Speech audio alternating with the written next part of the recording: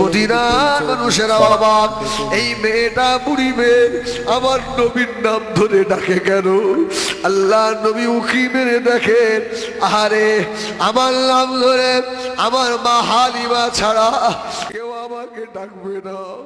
The name of the Prophet Muhammad, his grandfather was Abdul Muttalib Khatak. আল্লাহ নবী He was the son of Hashim and the leader of the Banu Hashim Khatak. He took care of Muhammad after his mother, his death for 2 years Khatak. He was a respected man. আল্লাহ নবী মা দুধমাকে বুকে তুলে নিয়েছিলেন, বলুন সুবহানাল্লাহ।